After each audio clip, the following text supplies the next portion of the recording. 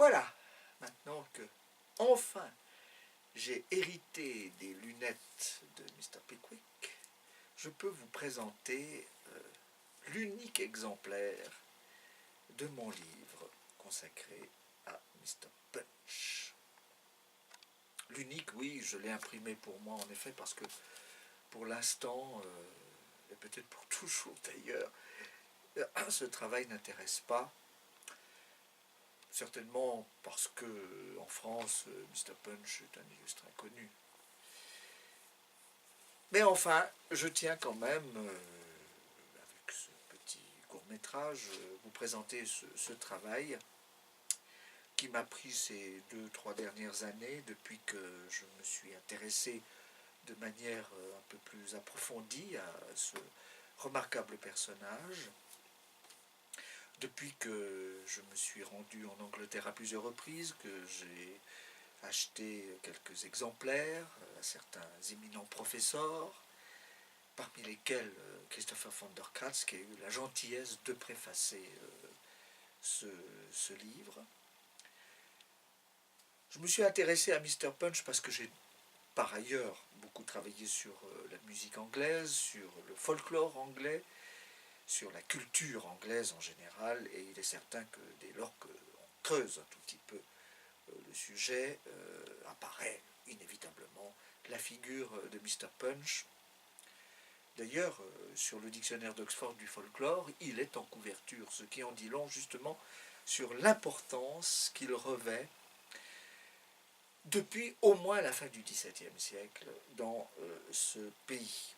Alors je dis surtout l'Angleterre parce que finalement on le trouve beaucoup moins en Écosse, au Pays de Galles et en Irlande, on le trouve aussi aux États-Unis, mais finalement il se concentre essentiellement dans cette partie du Royaume-Uni, et notamment à Londres, où effectivement au XIXe siècle, une très grande tradition dans la rue, à l'époque victorienne essentiellement, a fait que cet héritage nous est transmis, et c'est sur cet aspect-là que j'ai surtout travaillé, en fait. Voilà. Si on regarde ma table des matières, on comprendra que je me suis surtout penché sur les origines du personnage, parce que Mr. Punch n'est pas sorti d'un chapeau. Il est arrivé en Angleterre, bon, effectivement, au XVIIe siècle, tel que Samuel Pepys l'évoque dans son journal, en 1662, on voit bien qu'à Covent Garden, il y a eu certainement une représentation d'un punch qui ne ressemble pas tout à fait à celui que nous connaissons actuellement, qui a évolué à travers le temps. C'est ça qui m'intéresse, c'est son histoire et surtout sa signification. Et sa signification, on ne peut la comprendre que si on travaille sur les origines, si on comprend les figures, les caractères qui ont contribué à le forger au fur et à mesure, dans l'espace et dans le temps. Le troisième chapitre, donc après avoir travaillé sur ces sources, est vraiment le plus long du livre parce que je me concentre sur ce que j'appelle l'histoire de Mr. Punch. Alors cette histoire, je la mets dans une période, je l'inscris dans une période qui va grosso modo du XVIIe siècle jusqu'au début du XXe, c'est-à-dire jusqu'à la fin du règne de Victoria en 1901.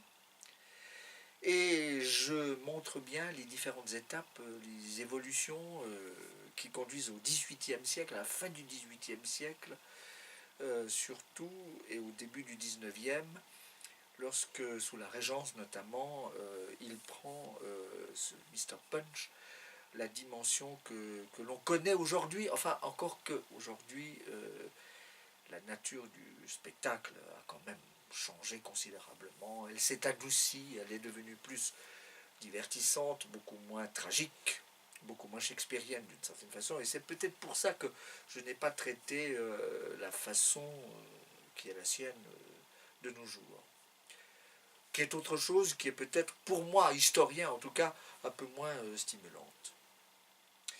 Ensuite de ça, je me suis vraiment penché sur tous les personnages qui constituent la troupe, le cast, autour de ce couple, Punch and Judy, le baby bien sûr, le docteur jusqu'au crocodile, enfin tous ces personnages qui constituent une équipe et qui créent un type de théâtre, un type de scénographie, de dramaturgie, avec des variations, mais autour d'un canevas qui n'évolue pas tant que ça.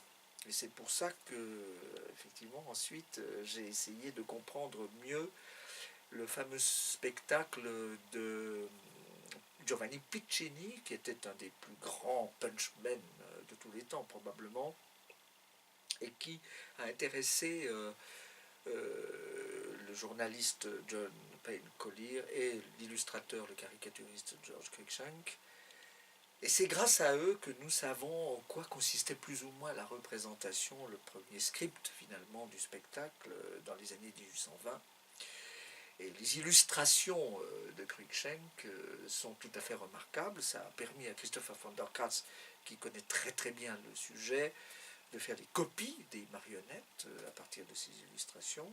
Et donc j'ai essayé, à partir de cela aussi, de refaire le spectacle grâce à deux anciens étudiants musiciens qui ont contribué à la dimension sonore, à la musique, reconstituée là aussi d'après certains critères qui étaient fondés sur des travaux antérieurs que j'avais réalisés sur la musique anglaise et la musique populaire surtout.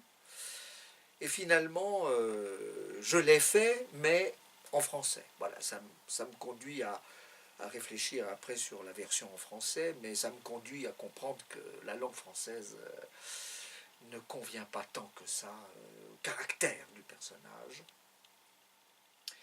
Et alors j'essaye maintenant de le faire plutôt dans la langue d'origine, c'est-à-dire l'anglais. L'anglais est unique, et on le sait bien par rapport au théâtre, par rapport à Shakespeare, par rapport donc à ce show de Punch and Judy. À la fin de ce livre, au 6e chapitre que j'appelle Réflexion, je réfléchis, oui, à ma relation au personnage depuis que, lors d'une visite dans le musée folklorique de Dorchester, dans le Dorset, donc dans le sud de l'Angleterre, j'ai vu pour la première fois de près un exemplaire de cette marionnette, et je n'ai eu de cesse après que d'essayer d'en avoir une pour moi aussi. Je dois dire que j'étais fasciné par le personnage. Je suis toujours fasciné par cet ami. C'est devenu un ami véritablement. Et ma foi, c'est pour ça que j'ai consacré du temps à la rédaction de ce livre, que j'ai intitulé en sous-titre Une extraordinaire aventure, parce que c'est à la fois une aventure de la marionnette, de la propre histoire, mais c'est aussi une aventure pour moi, car au-delà du divertissement, ça m'a donné du grain à moudre en matière de recherche, et aussi par rapport à ma propre vie, finalement. Alors, bien sûr, ce n'est pas un livre réalisé par un professionnel de la marionnette.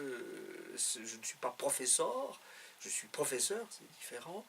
Je n'ai pas l'expérience dans le temps, parce que ça fait que quelques années que j'y ai consacré des heures, mais je le situe, et c'est pour ça que ce livre peut-être peut dérouter d'aucuns, je le situe dans un contexte historique, parce que ça c'est ma méthode de travail. Quand je prends un sujet, je ne fais pas de la spécialisation à outrance, c'est pour ça que je n'ai pas du tout la mentalité universitaire française dans ce sens-là.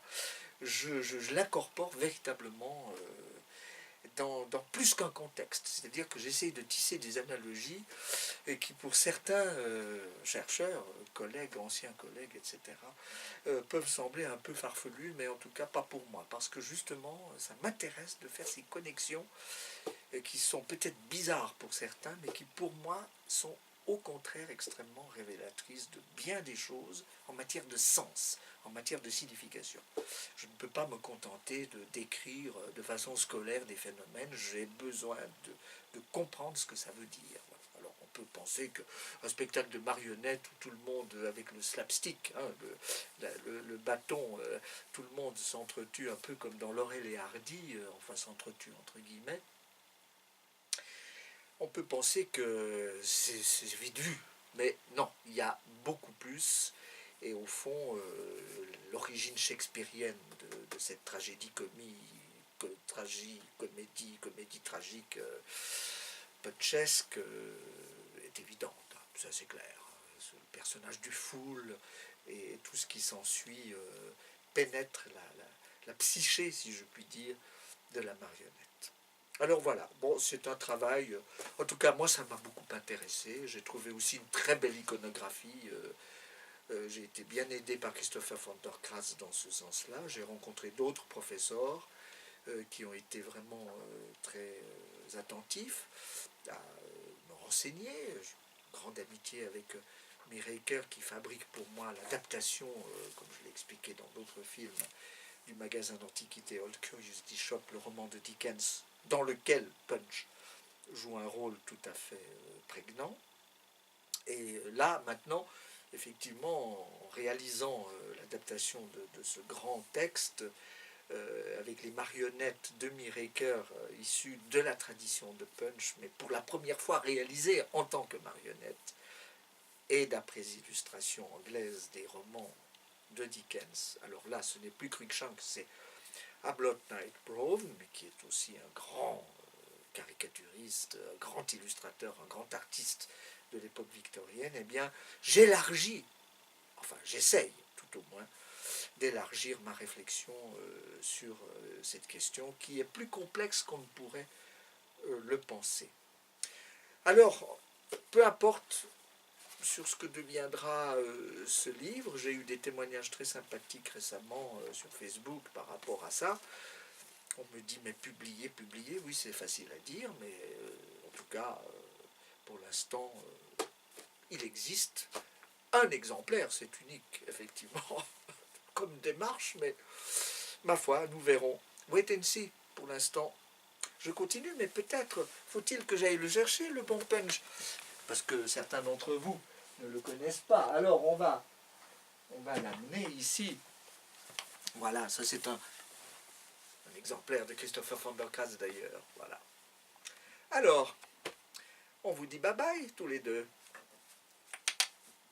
À une autre fois.